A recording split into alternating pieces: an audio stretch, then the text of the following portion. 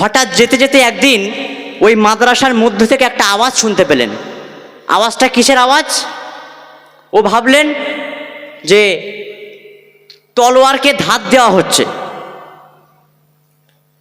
এবারে ও লোকের কাছ থেকে শুনেছে যে মাদ্রাসার মধ্যে সন্ত্রাসী শিক্ষা দেওয়া হয়। ওর আজকে 100% ওর ইয়াকিন হয়ে গেছে যে সত্যিকারের মাদ্রাসা যদি সন্ত্রাস না হয় তাহলে মাদ্রাসার মধ্যে ছুরি ধার দেওয়ার শব্দ হবে কেন? One children, one book and one pen can change the world. একজন শিশু, একটা পেন এবং একটা বই পুরো গোটা বিশ্বকে পরিবর্তন করার ক্ষমতা রাখে। তাই আপনার সন্তান এই গোটা বিশ্বকে এবং গোটা জাতিকে পরিবর্তন করার ক্ষমতা রাখবে। কিন্তু আজকে বর্তমান আমাদের যে সিচুয়েশন, বর্তমান যে পরিস্থিতি আমাদের চলছে, ভাবা হচ্ছে যে মাদ্রাসা একটা সন্ত্রাসের আড্ডা। এই সম্পর্কে আমি সামান্য কথা বলছি। একটা ছোট্ট গল্প বললে বুঝতে পারবেন যারা মাদ্রাসাকে সন্ত্রাস ভাবে, মাদ্রাসাকে দেশদ্রোহী ভাবে, তাদের কথা বোঝার জন্যে। একটি রাস্তার পাশে একটা মাদ্রাসা ছিল। সেই রাস্তা দিয়ে একটা অফিসার, সে প্রতিদিন অফিসে যাতায়াত করতেন। আর সে লোক মুখে শুনতেন যে ওই মাদ্রাসা, ওই একটা বিল্ডিং আছে রাস্তার মধ্যে, ওর মধ্যে জঙ্গিবাদী এবং সন্ত্রাসী শিক্ষা দেওয়া হয়। সে হঠাৎ যেতে যেতে একদিন ওই মাদ্রাসার মধ্য থেকে একটা আওয়াজ শুনতে পেলেন। আওয়াজটা কিসের আওয়াজ? ও ভাবলেন যে তলোয়ারকে ধার দেওয়া হচ্ছে। এবারে ও লোকের কাছ থেকে শুনেছে যে মাদ্রাসার মধ্যে সন্ত্রাসী শিক্ষা দেওয়া হয়। ওর আজকে 100% ওর ইয়াকিন হয়ে গেছে যে সত্যিকারের মাদ্রাসা যদি সন্ত্রাস না হয় তাহলে মাদ্রাসার মধ্যে ছুরি ধার দেওয়ার শব্দ হবে কেন? ভাগ্যের কালক্রমে ওই অফিসারটা একদিন অফিস থেকে বৈকালে বাড়ি ফিরছিলেন। ফেরার সময় হঠাৎ আকাশ মেঘলা হয়ে বৃষ্টি এসে গেছে। বৃষ্টি আসার পরে সেই মাদ্রাসায় এসে মাদ্রাসার মাঠে দাঁড়ালেন একটা ছাউনিওয়ালা জায়গায়। এবারে মাদ্রাসার একটা ছোট্ট মাসুম শিশু ওই অফিসারকে এসে বললেন যে স্যার, যদি আপনি আমাদের মাদ্রাসার মধ্যে ঢুকে যদি আশ্রয় নিতেন আমরা অত্যন্ত খুশি হতাম। এই অফিসার এতদিন ধরে বিশ্বাস করে আছে যে মাদ্রাসা মানে সন্ত্রাসের আড্ডা। আজকে ওই বাচ্চার কথা শুনে অফিসারটা মাদ্রাসার মধ্যে গেলেন।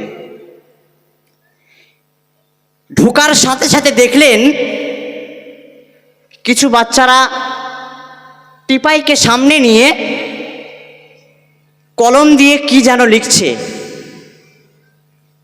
সে এতদিন ভেবেছিল যে মাদ্রাসার মধ্যে ছুরি ধার দেওয়া হয়, আজকে মাদ্রাসায় ঢুকে দেখছে যে আওয়াজটা আমি ছুরির আওয়াজ শুনতে পেয়েছিলাম সেটা ছুরির আওয়াজ না, সেই আওয়াজটা চলছিল কলমের আওয়াজ। যে আওয়াজটা আমি শুনছিলাম সন্ত্রাসীর আওয়াজ, আজকে সেই আওয়াজটা সন্ত্রাসীর আওয়াজ নয়।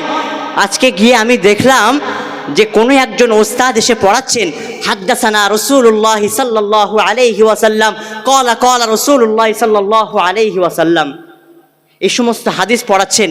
হাদিসটা কি হাদিস? ওই মাস্টার মশাই তিনি আরবি বুঝতেন না, ইংলিশ বুঝতেন। তো একজন ছাত্রের কাছে সেই অনুবাদটা জিজ্ঞাসা করলেন, হাদিসের অনুবাদ। সেই অনুবাদটা ছাত্র বলে দিলেন যে the love of one's country is the part of iman. অর্থাৎ এই মাদ্রাসায় শুধু আমাদের কোরআন হাদিসের শিক্ষা দেওয়া হয় না, বরং এই কথাটার মানে হলো, মতলব হলো যে দেশের ভালোবাসা হলো ইমানের অঙ্গ। সে সুবহানাল্লাহ বলবেন না? তাহলে মাদ্রাসার মধ্যে যারা ভেবেছিল সন্ত্রাসী শিক্ষা দেওয়া হয়, তারা আজ দেখছে যে মাদ্রাসার মধ্যে শিক্ষা দেওয়া হচ্ছে দেশের ভালোবাসা ইমানের অঙ্গ।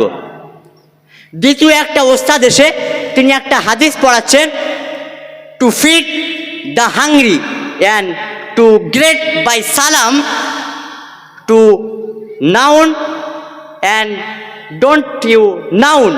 তুমি চেনো অথবা যাকে নাই বা চেনো তাকে সালাম দেওয়া এবং ক্ষুধার্ত ব্যক্তিকে খাদ্য খাওয়ানো, এটা ইসলামের মধ্যে সব থেকে ভালো কাজ।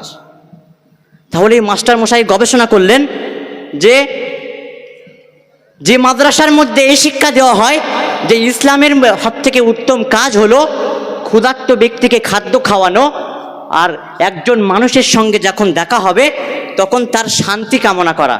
সেই মাদ্রাসায় কখনো সন্ত্রাসী শিক্ষা দেওয়া যেতে পারে?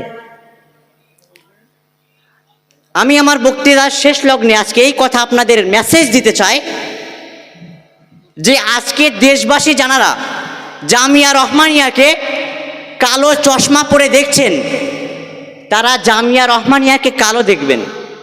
কারণ আপনি যদি কালো চশমা পরে আকাশের দিকে তাকিয়ে বলেন যে আকাশে মেঘ করে আছে, সেটা আকাশের দোষ না, সেটা প্রাকৃতিক কোনো দুর্যোগ না, বরং সেটা আপনার কালো চশমা পরে থাকার দোষ।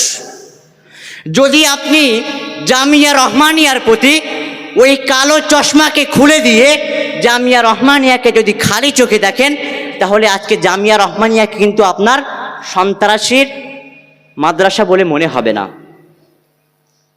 তাই আজকে আমরা যারা জামিয়াতে এসেছি, কেউ বা জামিয়ার ছাত্রের আব্বা, কেউ বা জামিয়ায় পড়তে পারে না, জামিয়ার ভক্তবিন্দু, সকলকে বলবো আপনারা জামিয়ার পাশে থাকুন, জামিয়ার সহযোগিতা করুন। শুনুন, আর আপনার বাচ্চাকে এই ইসলামিক শিক্ষা দেওয়ার চেষ্টা করুন। আজকে অনেক পিতামাতা আমরা আফসোস করি যে আমার সন্তানটা একটা ভালো মানুষ হিসেবে গড়ে ওঠে না, কিন্তু আপনার সন্তানের মধ্যে যদি অভাব থাকে কোরআন সুন্নাহ শিক্ষার, আপনার সন্তান কিন্তু কখনো একজন প্রকৃত মানুষ হিসেবে গড়ে উঠতে পারবে না। আপনি হয়তো ভাবছেন জামিয়া রহমানিয়ার স্টেজে যারা বক্তৃতা করছে তারাই হচ্ছে বড় আলেম, আমার সন্তান পারবে না। এটি ভুল ধারণা। কেন একটা কথা আছে, one children, one book and one pen can change the world. একজন শিশু, একটা পেন এবং একটা বই পুরো গোটা বিশ্বকে পরিবর্তন করার ক্ষমতা রাখে। তাই আপনার সন্তান এই গোটা বিশ্বকে এবং গোটা জাতিকে পরিবর্তন করার ক্ষমতা রাখবে। এই মুফতি সাহেবকে আমরা দেখছি, মুফতি সাহেব কিন্তু একদিনের ফল না, বিন্দু থেকে সিন্ধু হয়। মুফতি সাহেব দিন দিন অক্লান্ত পরিশ্রম করে শত্রুতাকে পরোয়া না করে এবং নিন্দুকের নিন্দাকে পরোয়া না করে মুফতি সাহেবের আব্বা অত্যন্ত পরিশ্রম করে আজকে তিনি মেহনত করে এটা করেছিলেন। তাই মুফতি সাহেবের মতো একটা রত্ন আমাদের সমাজে পেয়েছি। যদি তার আব্বা ওই অভাব অনাটনের মধ্যে পড়ে যদি মুফতি সাহেবের কাছ থেকে ওই পড়াশোনার মন মানসিকতাকে ছিনিয়ে নিতেন, তাকে কাজে ভর্তি করে দিতেন, তাহলে এই মুফতি সাহেবকে কিন্তু আমরা আজ পেতাম না। তাই আজকে আমাদের যারা সন্তান, আমরা যদি একবেলা ক্ষুধার্ত থাকতে হয়, আমরা একবেলা ক্ষুধার্ত থাকতে রাজি। যদি আমাদের 3 দিন না খাওয়া হয়, তবুও 3 দিন না খেতে আমরা রাজি। কিন্তু আমাদের সন্তানগুলোকে আমরা কখনো তাদের মূর্খ করে রেখে দিতে রাজি হব না। এই আশা প্রত্যাশা প্রত্যেকটি মানুষের কাছে আমি ছড়িয়ে দিয়ে আজকে আমি আমার বক্তৃতা এখানেই ইতি টানছি। এই বলে আমার বক্তৃতার মধ্যে যদি কিছু ভুল ত্রুটি হয়ে থাকে সকলে ছাত্র ভাই হিসেবে ক্ষমা করে দেবেন। আসসালামু আলাইকুম ওয়া রাহমাতুল্লাহি ওয়া বারাকাতুহু।